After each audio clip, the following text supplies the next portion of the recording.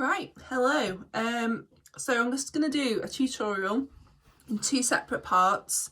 One on using the whitewashed images and working on top of them, and then the second one on how to draw from the whitewashed images and then to use water to turn it into a sort of painting.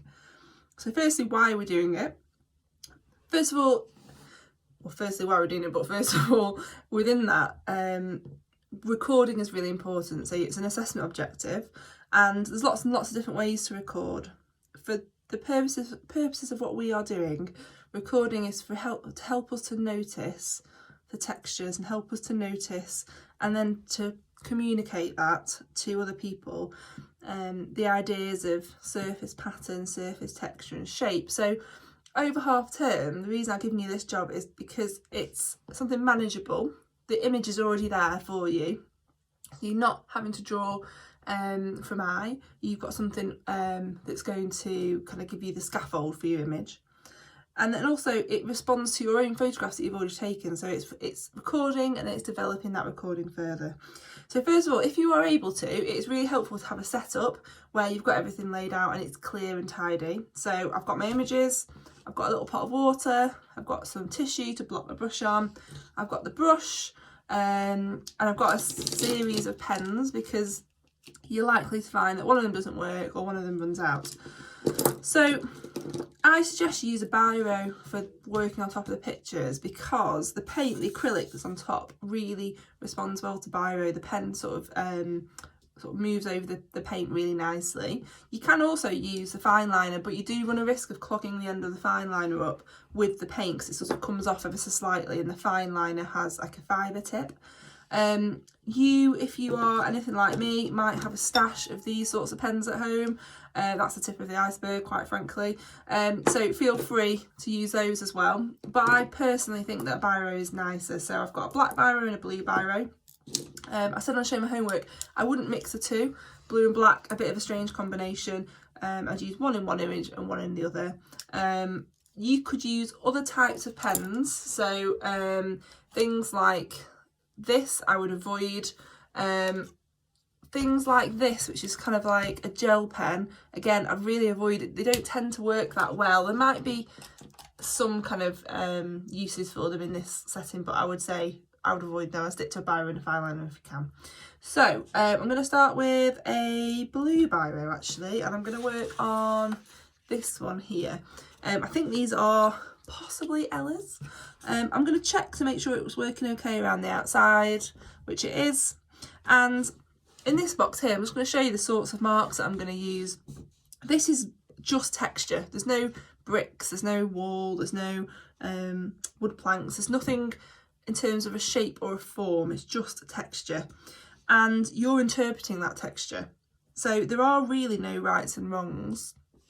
So the sorts of marks I'm going to be using are these sort of figure of eight sort of scribbly marks. So I'm just sort of slow that down, just figure of eights. I'm going to go over the top. I might do little flecks. I would avoid this. That never tends to look good, makes a lot of noise and is quite annoying. Flecks tend to work much better, like that. Hatching, that's lines all going in the same direction and they can get further and further apart. And then cross hatching, which is hatching, but then lines going in either the opposite or at an angle to them. But they can also become much more textural by scribbling on top of them like that. I always like little sort of circular marks. They remind me, and that's something that actually we need to come on to, they remind me of French knots. And a lot of these marks can be interpreted as different stitches. So this could just be a very simple satin stitch or a sort of straight stitch. This is a seed stitch effectively, just really layered. These sorts of marks look like French knots or messy French knots. This could just be sort of machine embroidery where you go over and over and over and over and over in different forms. So I'm going to make a start. I would like you to work within the whole image rather than just doing one little patch. If your image lends itself to one little patch, then that's slightly different, but all three of these images, if you start on one area, you're going to need to do all of it rather than just sort of go, oh, I've had enough now, I'll do a couple of squiggles up here and I'm done. It needs to link together, it needs to create a composition.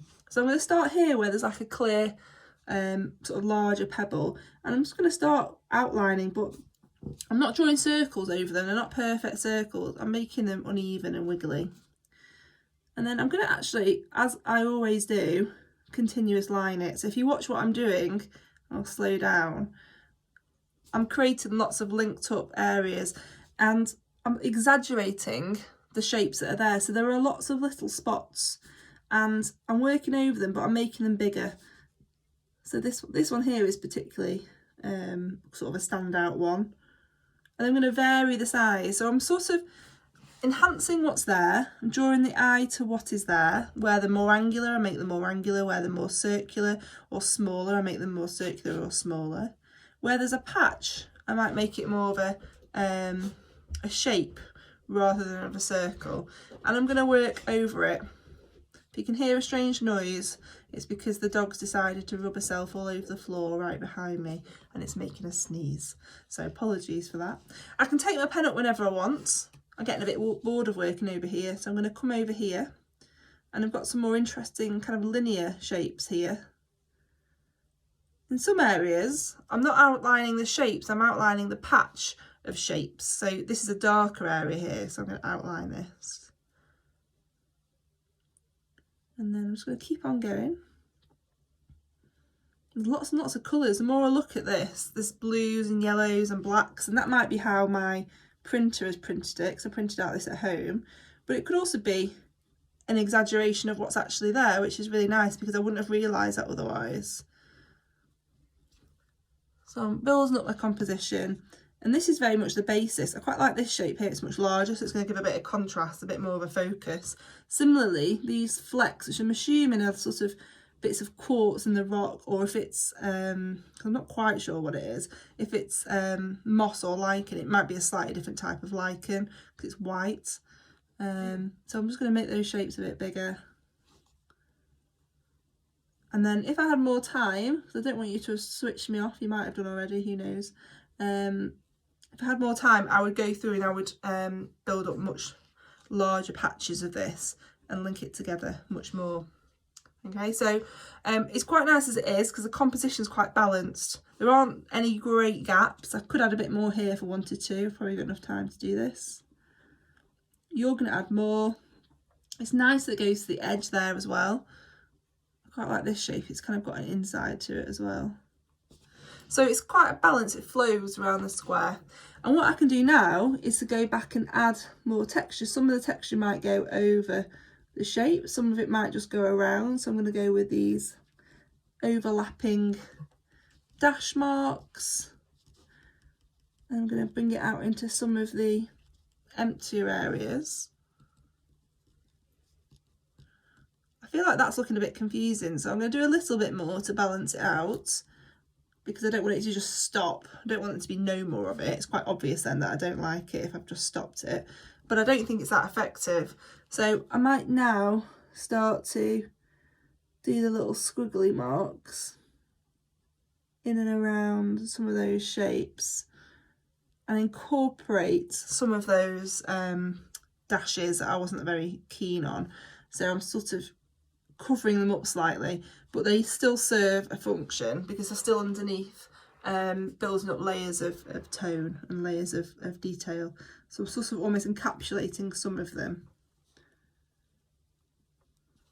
And then I want to repeat that because whilst I wasn't that happy with it, I don't want it just to exist in isolation, otherwise it looks like it was a mistake. It looks like it wasn't something that I wanted to do.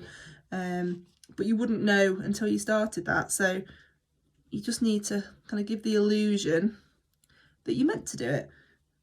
So I'm going to do the same over here, just in some small areas, just so it kind of links together a little bit. So I'm getting the basis now. I really love these blue patches. What I might do is start to hatch some in. So I'm not colouring it in, I'm doing hatch marks. They're quite close together in some areas, and I'm going to change the direction of them. So in that one I've gone vertically, for this one I've gone horizontally. I'm not going to do every single one, I'll go horizontally there as well. I'll do a vertical one here. I might do this one as more horizontal. So I'm working my way around and adding more and more detail, more tone. So in some areas where you've got a lot of texture, it's nice to link it together, but I might put some areas of hatching like that. In fact, I quite like that. So I'm going to have that same pattern but down here, and it's starting to create some texture towards the groups of sort of licheny circles, but also it's quite a graphic mark, so it's drawing your eye through the composition. What I don't want to happen is they just look like little strange patches, so I'm going to also extend some of my continuous line over those shapes so they look a little bit more considered. And I'm really happy now how this is starting to blend, starting to build up. So here perhaps I quite like these darker spots that are quite prominent, so I'm going to build some of those up. I'd really like to bring some more texture over here, so I'm going to start putting some more continuous line over here, put a little bit more of the flex over here as well so they connect up. And then to finish this, what I want to do is just go around and make sure that I've not got too many blank areas. I want some areas where it's quite nice, but I also want edges to it. I want to fill the page as much as possible. So I'm going to go back and I'm going to add more detail and more texture. So remember that you can use black biro as well. So black, let's make sure it works. Black will blend in a lot more. The blue is obviously quite a contrast. So against this wood here, you can see the black kind of almost sits into the wood. What's interesting about the wood in terms of how you draw it is it's got a grain to it. So my pen really, the whole time, apart from when you're looking at these knots, really should be going in a vertical motion in order to give it the look, that kind of look of wood. And in some areas it might be thicker and you might make the lines heavier. But when you start to hatch it, in fact I'm not going to put cross hatching into it because it takes away then from what we know wood to be, which is these kind of vertical strands, these little fibres that are all built together. So the marks that we make also need to reflect the material that we're working with. So you can see how that starts to highlight it. Where you've got the knots, that's a little bit different because they're generally more circular and a bit irregular. So your marks might be a little bit more scribbly and then they become much finer. So this mark here is heavier, it's circular. The marks near it are kind of cross-hatched a little bit.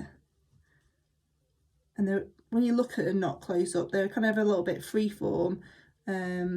There is no order to them. That's why they stand out against the linearness of the wood. And then they become finer and more linear. So you build those up a little bit and make them look harder. Okay, so blue, black, and that's it really. I really would avoid black and blue unless you're very careful, and you can potentially print it off again because I find that it often goes wrong. Okay.